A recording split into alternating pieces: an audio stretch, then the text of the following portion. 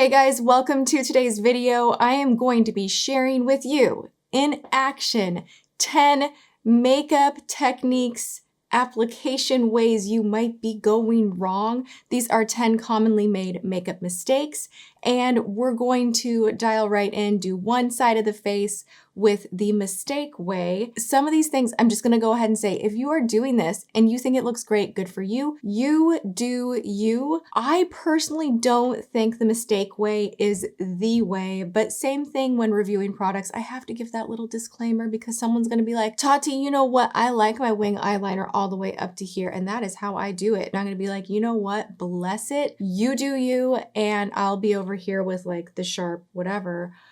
That just sounded more sassy than it needed to. But yeah, doing these videos can make you kind of feel like I don't want to upset anyone. If you're using your beauty blender without wetting it and you just like it and you don't want to wash your brushes, like you do it. I'm not going to, so we're gonna dive in. Also, if you enjoy this kind of a video, let me know by thumbsing it up. Leave a comment, share the video, subscribe, ring the bell so you don't miss any of my future uploads. I want to do more videos like this where it's like a top 10 of, brows, eyes, do's, don'ts, bests, worsts, all of that. So stay tuned for more content like this. All right, let's start at the very basic beginning.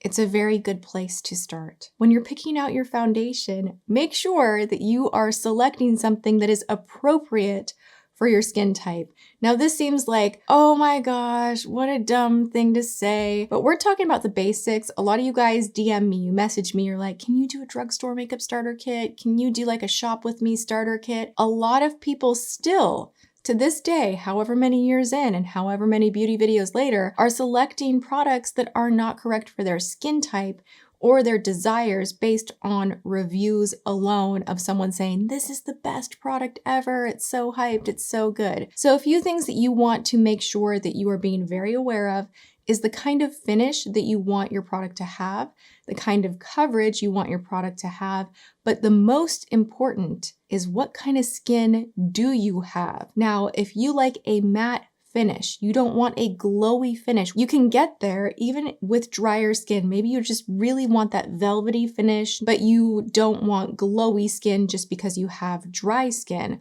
Well, the solution to that is using something that is going to plump up the skin, that is going to be appropriate for your drier skin, and then not loading up the face with glowy highlight and glowy setting powder, and then using a finishing powder that is going to have a more velvety finish is going to get you further than, oh, I don't care, I have dry skin, I'm gonna use a mattifying product. That is just going to suck the life out of your skin. And vice versa, I have seen people with oily skin, they're like, oh, but I just want that, I want that glow. I just really want that like dewy glow. But if you already have oils in your skin that are going to come up to the surface during the day, but you're like, I hate the way matte makeup looks, I don't like it. Make sure, most important, your base is the right type of a finish for your either dry, combo, or oily skin. And then from there, play up the kind of look that you want, whether it is dewy, natural finish, or more mattified with the other products that you would layer on top. I always think a base is really important to work with your skin type. Don't just listen to me and my skin type. Don't just listen to everybody else hyping a product up. Make sure that you are doing your homework as far as how long wearing you need it to be, as far as the ingredients that might irritate you, how full coverage you want it to be, and of course, the finish being more radiant, natural, or matte. That was a very basic makeup 101. We are going to go over some just foundation, no pun intended, foundational rules for your makeup application. We're going to get into tip number 2. This is what you guys really want to know all about. We're going to get there with the liner. I know you guys have a lot of questions about winged liner and false lashes. We are going to get there, but I just want to illustrate to you all. I am going to exaggerate application just so you can get a very clear idea of what I'm talking about. I have one of my favorite palettes right here. This is a Scott Barnes bronzing contouring palette. We got a lot of colors in here. Now I'm going to go in right here, these two, And a lot of people actually don't do this business. Bonus information within this video. Okay, there's going to be a lot of that. Let's just go with it. When contouring, you definitely are going back here. You're doing like the perimeter. A lot of makeup beginners with bronzer, they want to go like right in here. Okay, like they go in and right here, and it, in my opinion, does not look good. It like muddies up the face. And then a lot of people will be like, oh, well, I just want it where the sun hits. That's what I heard, is that you're going to take your bronzer and you're just going to go right where the sun is hitting, right? The problem is you are literally making your face look muddy. You are not balancing the face out. I want to show you, even if you're not into the whole like harsh contour thing, how you can make this look much prettier. Okay, so I'm using the same colors. And now I always kind of go like this, and especially if I'm in a bun, and lift back. Now you want to start up here and go down and kind of hug up back. My point with this is to avoid, with your bronzer, going right in this section here. It is going to drag your face down. It will look muddy. It will not look as natural as if you kind of go in your contour spots. Now you can take the excess and bring it up kind of toward the nose to kind of get a little more of that sun-kissed look.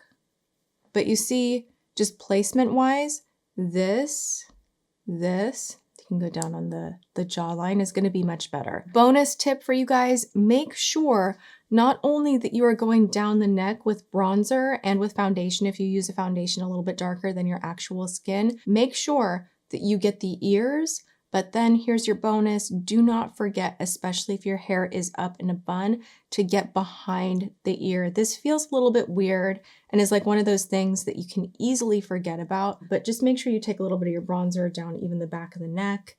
You don't want to be one shade contoured, bronzed, all of that here, and then have a completely blank like demarcation back here.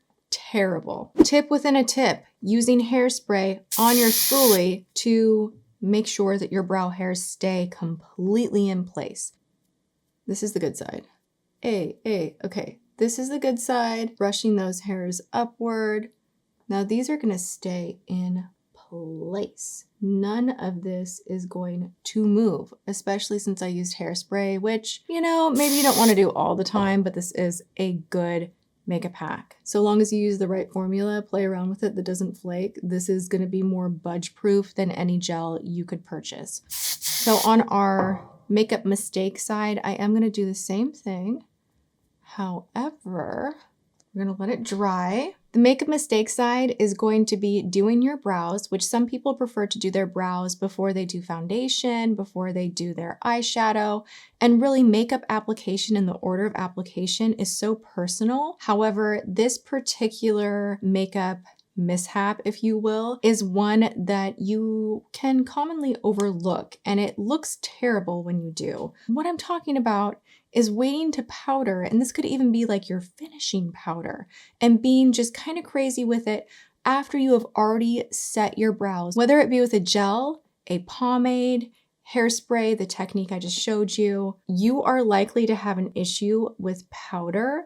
Like even if you're going in light, if you go over here, you are going to go look in a different mirror, like you're in the car, you're doing like a little extra gloss or something, and you will notice that your brow hairs will kind of be all over the place and they will have a little bit of powder in them because whatever wet product that you place on your brows to hold everything into place is just going to be like a magnet, kind of almost like a lint roller for any other powders that you place on your face after you put that on. So I always save setting my brows until the last minute. Like I will actually make sure if I'm wearing a hoodie or something that is going to maybe mess up the lay down of my brow hairs, which sounds like such an extreme like step. But you know, even when you put on your shirt, you can have your brow hairs going like this way, that way. So I always save the brow gel as like a final step. Makeup mistake commonly made for eyeshadow is blending way too high.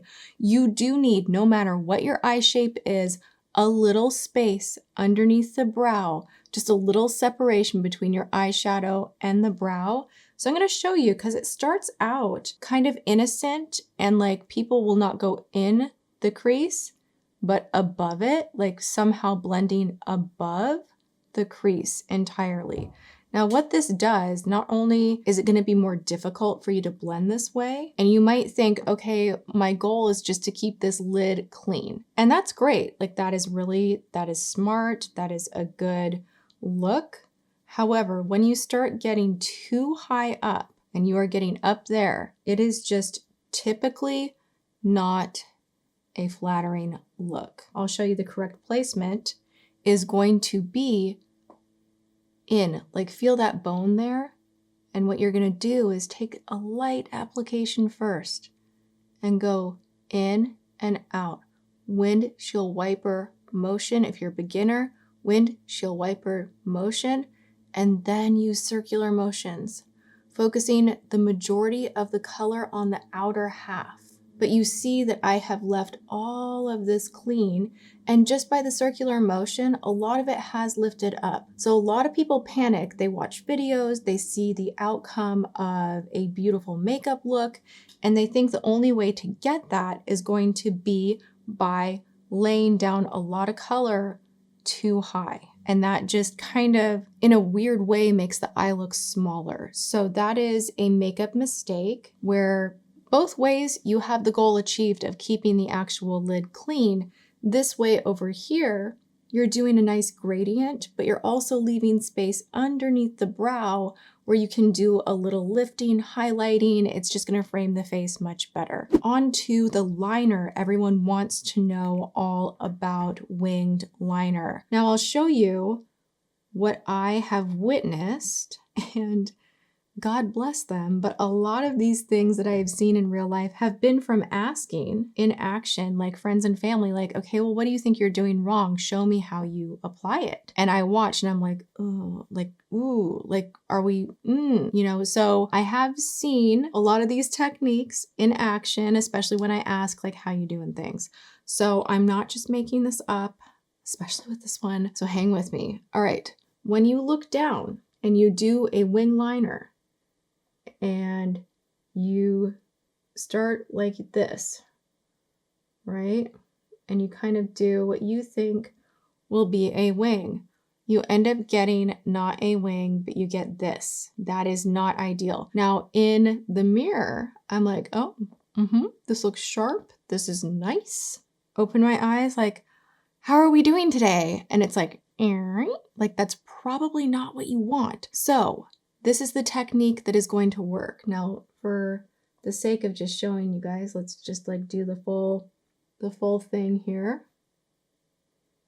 Another mistake would be not filling in this right here. You want to make sure you kind of turn your head and you are always filling in the gap here. Do you see how like I haven't connected? And we've got the right? Okay, so I'm going to show you what works. Ideally, I would just have the mirror covering my face completely, but I want to make sure you guys can see this. I like to look as dead on in the mirror as I possibly can. And then I make my shape.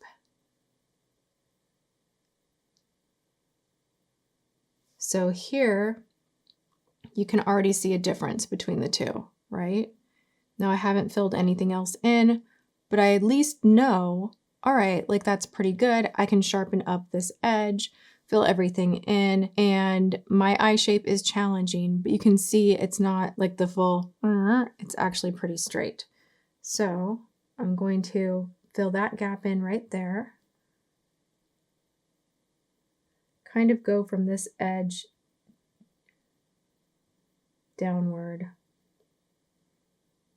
And I typically like for the liner to get progressively thinner the closer to the inner corner I get.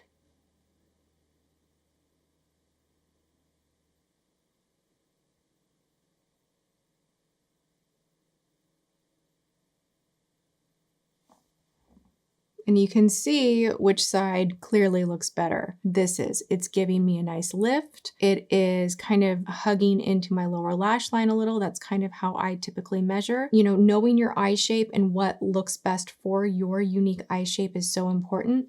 So if you want to practice before you take your makeup off at night, that's a really good way to do it. It's how I learned how to do wing liner. I just every night would kind of practice, and I get to the point where I could do it with my eye open, and I have gotten better and better and better at it. So that is my way of doing it. Moving on. We're gonna use some Kiss lashes today. I start out like so. It doesn't matter what lashes I'm using. I always kind of bend them up, bend up that band, loosen it up, and then I will always measure. Unless it's a brand that I've been using or a style that I already know is gonna work really well. This might be a bad example because that's actually pretty darn good.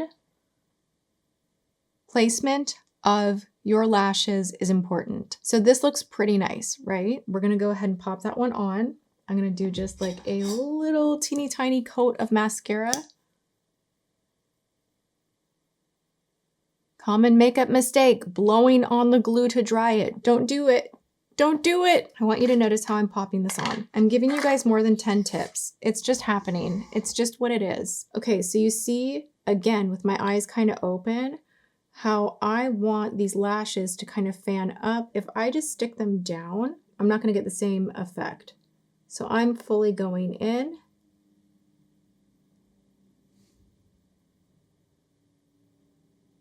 And they go kind of up, and they are following my natural lashes. They're curving upward. I will show you the wrong way. You will see a major difference. We're going in on the other side. Now, I'm not gonna bend it. It's gonna make it harder to apply. I've already measured to see if these needed trimming. They did not. That's another thing. Always measure and make sure that the length is correct for your eye shape. If they are too long, it's just not going to look as nice, and they'll be harder to apply. Got my glue going. Now, it's kind of the same ruling, like this is hard to get used to, but it's the same rule of keeping your eye open as you are applying makeup, which does feel unnatural. It feels like, oh, well, I want to close my eye, so with this eye, I can see what I'm doing. But you're not able to get the correct placement of your liner or your lashes for that matter when you do that. And I will show you. What happens is it will look good in the mirror to you, right? Like, hey, oh my gosh, we got that down. Like, it's looking good. And then you open it up and it's just not, I hope you guys can see the difference. It's just not the same as the fluttery eye-opening effect over here of laying the lash down with your eye open to kind of mimic what's already going on with your natural lashes. This, while it's doing something, it's more pointed out straight instead of up. Lash placement does make a huge difference. I also do sometimes like to go in and with my thumb and my finger, I will even kind of like curl them up some more so that you can really see that kind of fluttery type of a thing and that lift versus this is gonna just be kind of down. The other thing that I don't recommend doing is lining your entire eye. People will do a winged liner and then they will legit go in and do a line, and it literally just makes your eye look so much smaller. What I recommend, if you want to do something on the lower, first off, do a lighter shade. Do like a kind of lighter, kind of bronzy brown. Don't go full in. Go maybe halfway if you want to smoke things up. Then take a pencil brush, something like that, and smoke out the bottom. The more you actually smoke the bottom, the larger the eye will be, versus if you just line that inner waterline and you have a wing liner and it's going all the way in here and all the way in there, it can potentially make your eye look smaller. It's kind of bunching it up. Now now that I've done this, I could go in here a little bit with a black. Let's try it out.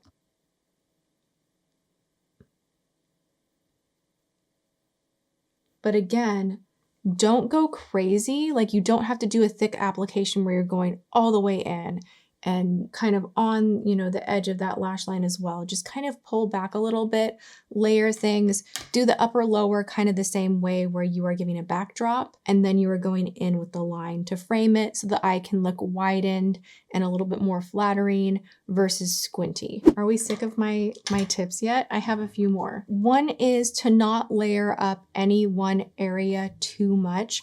I would say specifically the area that we can go a little crazy with is underneath the eye. You want that coverage. I get it. We want the dark circles to be gone. Maybe you're baking. Maybe you're doing a little foundation too high, and then you're doing a color corrector, and then you're doing the concealer, and then you're doing the powder, and then you're doing more powder, and it will start to look chalky, cakey, bunchy. A lot of people want to know, they're like, oh my gosh, how do you get your under eye area so smooth? And I take that as a huge compliment. I like to work specifically in the under eye area in thinner layers. I have definitely been that person that has done Shape Tape and done thick, but you'll notice that I always use a beauty blender or something that's suctioning kind of the product back into it. That's a way that's great to thin out product.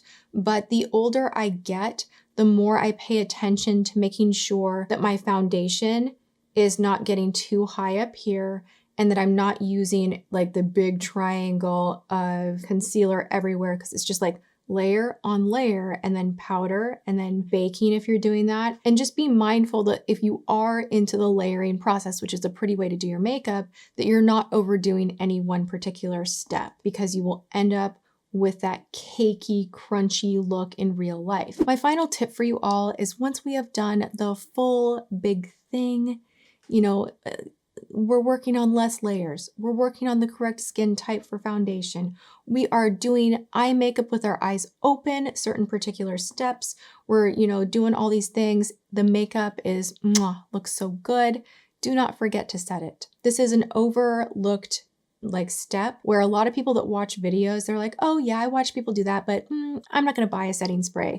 And they think that it's just not necessary. It is. It will help your skin to look better, to feel better, and for the makeup to wear longer. So why not? Make sure that you set it. I'm not setting that other side. And you're done. All right, you guys, I hope that you enjoyed this technique hack kind of call out at some of the things that you might be doing that are doing more harm to your overall routine than good. And thumbs up if you love this look. Which side do you guys like? I had fun making this video. If you want me to do more like these, I'm so down to do it. Let me know. Go have a good one, whatever you are doing. I love you all so much, and I will see you guys in my next video. Mwah.